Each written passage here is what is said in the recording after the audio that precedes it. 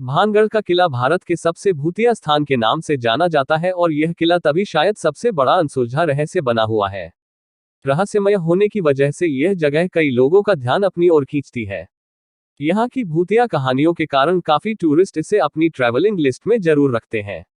इस जगह को लेकर कुछ जिज्ञासु यात्री यहाँ मौज मस्ती करने आते हैं, तो कुछ निराश होकर लौट जाते हैं, तो कुछ इन कहानियों और रहस्य में डूब जाते हैं।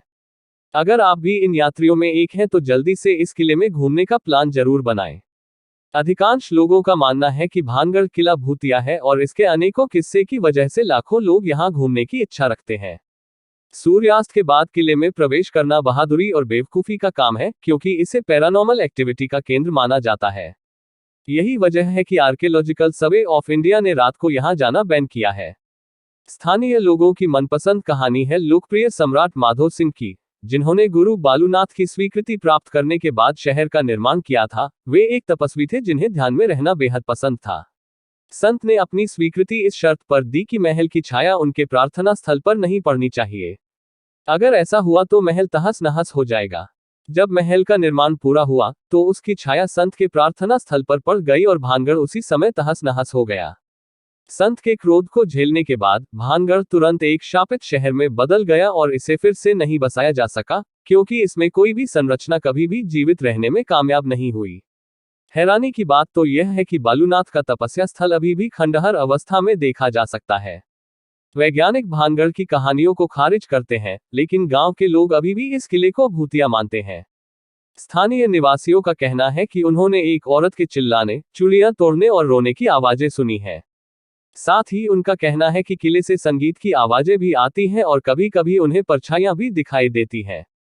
कुछ लोगों को लगता है कि कोई उनका पीछा कर रहा है और उन्हें पीछे से थप्पड़ मार रहा है।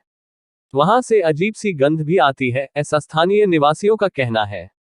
इन्हीं कारणों की वजह से सूर्यास्त के बाद दरवाजे बंद हो जाते हैं और किले में एंट्री बिल्कुल बैन हो जाती है। हालांकि यह कहानियां मनगढ़ंत हैं या असल, इस बारे में तो कोई कुछ भी नहीं कह सकता। सड़क मार्ग से भानगढ़ फोर्ट, जिसे भानगढ़ का किला भी कहा जाता है, दिल्ली से लगभग 300 किलोमीटर दूर है।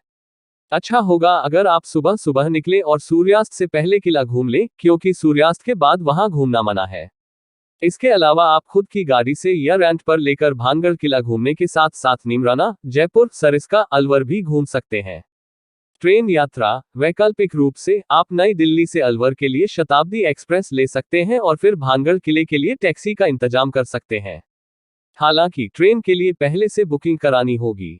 याद रखें कि भानगढ़ के आसपास कोई होटल या रेस्टोरेंट नहीं है। वैसे आपको रास्ते में ढाबे की सुविधा मिल जाएगी, लेकिन ट्रिप के लिए घर से खाना पैक कराकर निकले तो अच्छा होगा। हालांकि रास्ते में ढाबे मिलना इतना भी मुश्किल नहीं है।